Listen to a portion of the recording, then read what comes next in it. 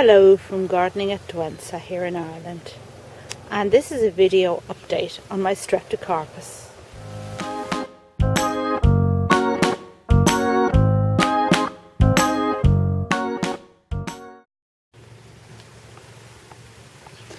And as you can see, it's early July now and I have a number in good flower, but certainly I have lost a number of Streptocarpus since probably the last time I made a video about them.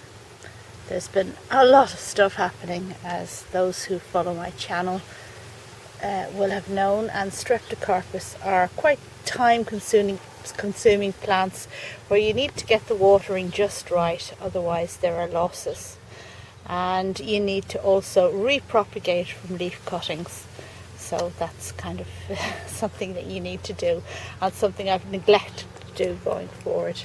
But I do have a number left. These are the ones that I have in flower at the moment, and I do have a number of other ones that are healthy, just not in flower yet. So I guess we'll have a look at them, and I'll point out my favourites, and maybe I'll give you some cultural information about them. So to start off, Streptocarpus are of course house plants in my part of the world, and I'll link up above to a video I made previously on Streptocarpus care. They don't belong out here on the table, but I've just brought them out here because, well, it's a nice evening and the board game that we planned as a family hasn't materialised, so I'm doing something else instead. And what I want to do is jump in with my favourites because, well, you know, that's the way we roll, as they say. And this one I absolutely love.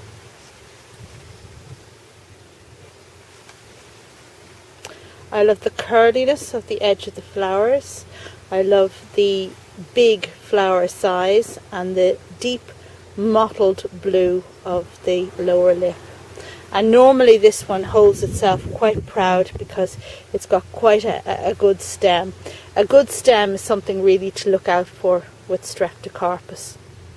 Now I think this one is Lolita. Yeah, Lolita. And I think this is one of the Polish hybrids, but I'll put all that information on the details that go with this video, and it really is a wonderful one. A friend of mine gave me this, and when she gave me it, she gave me a leaf, and when she gave it to me she said this is her favourite, and I really can see why. Really pretty one. Well, this one here I absolutely love for two reasons. One is the intense redness of the flowers, which really is magnificent. And the second reason is for its name. And this plant is called Vampire's Kiss. And I think that is just so apt. I can't remember who the hybridizer is, but it really is a nice one. And I like it a lot. So, chopping and changing here to find favourites, I guess my eye is immediately drawn to this one over here, which I absolutely love. And you know, generally speaking, I'm not a great fan of blue as opposed to other colours, but that is gorgeous with that deep dark throat. And which one is this? Bear with me, this is an unplanned video, so, well, you take me as you find me. Okay, Cavalli, and despite the Italian name, this is a Russian hybrid as far as I call. Kamanin. Okay, I'm going to put the name. I'm not going to try and remember what the name of the hybridizers of this are, but I will put it in the details at the end. But it's a beautiful one. Now, looking over the rest, the next one that grabs my attention, and this speaks to everything in me that is completely uncool, because what we have here is a double hybrid. But I love it. I love doubles and I love hybrids for a variety of reasons. And this one is one of the Ukrainian hybrids from Dimitri's. I think it's called Good Mood or something like that. And whenever I look at that, it certainly puts me in a good mood. Look at that ruffling in the middle. I just absolutely love it. Again, here am I favouring the blues. Well, I think Streptocarpus really do blues well, and that's about the size of it. In the middle here we have Dibley's Harlequin lace, and this is the original Streptocarpus that made me fall in love with them.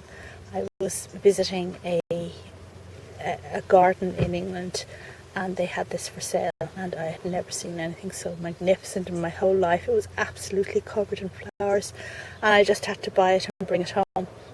Now, this isn't the original plant. This was raised from leaf cuttings, as you're supposed to do every so often, but and it isn't as floriferous as the original one had been, but it's bulking up, it's getting there, and what we probably have is several seedlings in the same pot because I didn't divide them out well enough, but well, so it goes. And of course, at this time of year you need to be feeding your Streptocarpus. Leftover orchid food is a good one. Now this one I think is really gorgeous, especially when the plant is just covered in the flowers. And this is also a Ukrainian Dimitri's one, I think. Well, that name means nothing to me, but I think the translation of this was sunny hair. And for translating the registered Ukrainian hybrids, there's a whole process to define the English version of the name, which I am unaware of the details of, but yeah, sunny hair is one translation that came to me. Whether it's the correct one or not, I do not know. Just drawing my eye over here is this blue and yellow one. We'll just move that glass out of the way, and I don't know what this is. What is this? Thankfully I have managed to keep things labelled. Oh, this is Hamlet. Hamlet? I think I was just saying how great it was I'd managed to keep things labelled. I'm not sure that's Hamlet at all. Which was a Piotr hybrid, I think. I will need to look that up and check. But anyway, it's a pretty one. And I think Hamlet's claim to fame was, I can't remember what colours, but it had absolutely enormous flowers. And that's not absolutely enormous, so yes. Okay, so running over here, and this one here is another Dibley's one, if I'm not very much mistaken. Again, with those beautiful mottled markings. Harlequin Damsel, so the same series as the Harlequin lace came from, and it really is pretty. I think the white and the mottled blue are just a fantastic combination. And so we're nearly there, and we're just going to take a quick look at this one here, which actually doesn't look great at the moment because these flowers have faded. Now it's a semi-double, and this one was a gift in an order I placed. It came as a free one, but oh, I absolutely love it. When this is looking its best, it's an amazing plant. And I'm just checking what the name is again.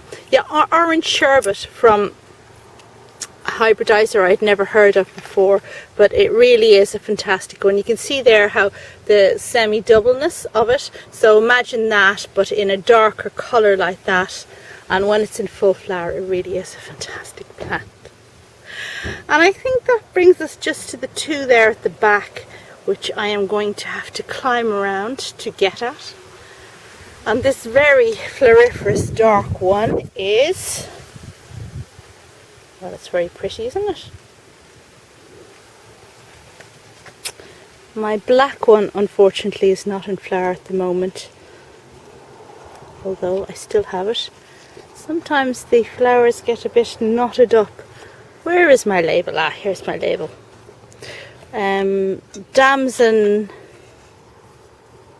Damsel wine. Okay, so this is a hybrid from Simon in Wales, who I actually know from Facebook, and he sent that to me, and it really is, it's such a good doer. I mean, ones that just go on flowering and flowering at that, there's a lot to be said for them.